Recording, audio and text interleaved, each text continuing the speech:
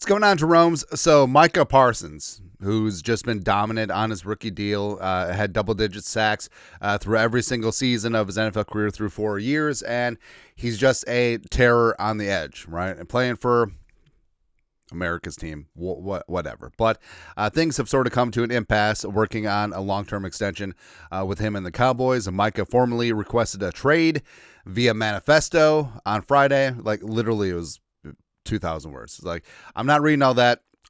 I'm either really sorry what happened or I'm happy for you. One of the two, right? But Micah reached an impasse with the Cowboys, and seeing guys like Myles Garrett and TJ again paid $40 million a year per season. I mean, it's going to be a pretty hefty contract. But I feel like Jerry loves the drama, and I feel like it might be calculated to a degree, just alienating your players, calling out Dak Prescott, calling out Micah for missing games, even though he had 12 sacks last year still. And it's just for all the drama and attention. And then eventually they pay the player, but all the attention is worth money and keeping the Cowboys in the news. I actually legitimately think that the conspiracy theory is true. It doesn't matter. But Micah, so I feel like we as a channel are famous, as muy infamoso, for every single player that's available. Hey, the Vikings should trade for, the Vikings should draft, the Vikings should sign that guy. So, I don't know. I feel like we would be set to Gitmo if we didn't do a video about trading for Micah Parsons. So, Kwesi, I don't know, call it up. Now, on its face, do the Vikings have a spot for Micah Parsons? They got some cap space. They're pretty tight against the cap in 2026. Actually, they're projected to be over the cap, but there's a lot of moves the Vikings can get out from under. But this is also a move that the Vikings can make because McCarthy's on his rookie deal. So,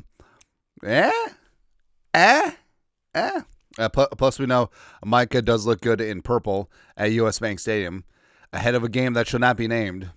Do you ever just black out memories because they're too painful? That's one of them. But it looks good.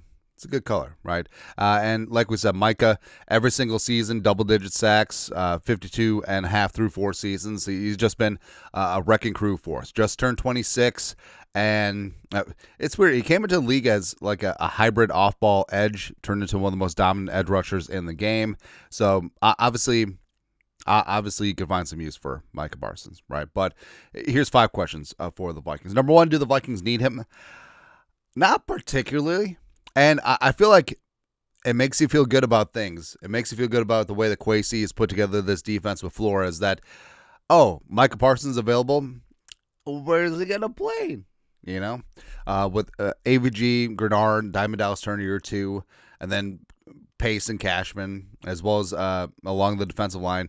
There isn't a clear-cut spot where he can step in unless that player is involved in the trade. So, I don't know. But obviously, if a player like Parsons doesn't fit your scheme, change your scheme. It's one of those situations. Number 2, can they afford Micah? So, the Vikings have some cap space this year. They're tight against the cap next year. But things could work out because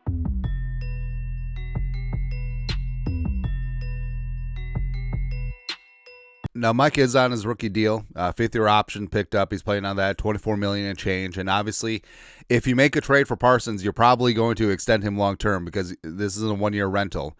So you're looking at $40 million per year easily. Yeah, that's the walking in rate on probably a 4-year deal plus.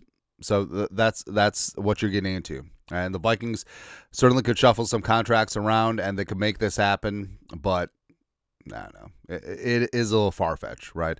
And number 3, what will the Vikings have to trade? So a lot of historical comps have come up with the Khalil Mack trade when he went from the Raiders to the crooked Chicago Bears back in the day.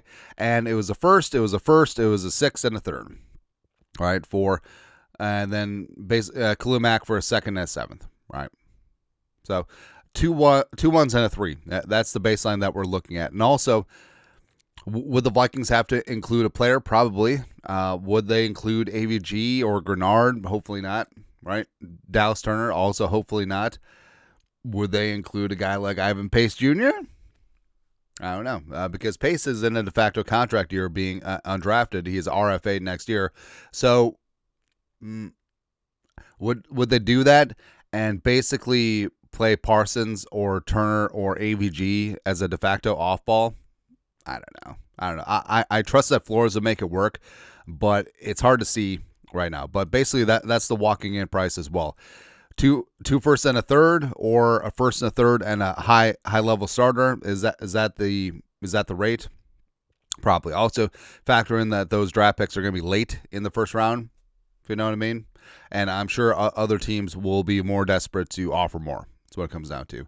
Number 4, where will he play? So if we include AVG in the trade, or if we include Grenard, hopefully not, or include Turner, like, could you imagine AVG, Grenard, and Micah Parsons? I mean, it's ridiculous. I'm not ready to give up on Turner, especially since he's on his rookie contract, but I don't know. Obviously, you would find a place for him to play, because if it doesn't fit your scheme, change your scheme, right? And Flores is, one of the best defensive coordinators in the game, best defensive minds. Like, obviously, he would make it work. So, honestly, you could give Flores, Parsons, Watt, Myles Garrett, AVG, Grenard, and Turner, and they'll figure it out. Hey, AVG, guess what? You're playing strong safety now. Grenard, you're playing slot corner. Something like that. Also, lastly, number 5, is this realistic? Not really. I feel this actually says way more about the Vikings roster, where Micah Parsons is available and we're not just jumping on it like we're in heat. It's just like, oh, wait. Even though we got Flores, one of the best defensive minds in the game, I mean, this defense is kind of good to go. Right, and even though the Vikings could make it work salary-wise into the future, because McCarthy's on his rookie deal, they'd have to part ways with some pieces, sure, restructure and do that. The gymnastics required is just like, Micah Parsons available, but I feel good about our defense, right? I mean, because even without Micah Parsons, the Vikings are going to be a top 3 defense, and they're not going to be 3. And if you add Parsons, what do you give up? And what does Parsons, does he push you over the top? Certainly could, right? But you go from the number 2 defense in the league to number 1, or you were already going to be the number 1 defense and now you're number 1 still. Cool. I don't know. But on one hand, it would be exciting. But on the other hand, I feel like the defense is good. It's a weird spot to be in, where, hey, Micah Parsons is available, and you're like, pass. Crazy, man. Anyways, your thoughts are thoughts. Micah Parsons one time? Probably not, but it'd be a lot cooler if he did. Maybe. Who knows? Let us know your thoughts, our thoughts, comment section. You guys are the best to do. Skull, production value.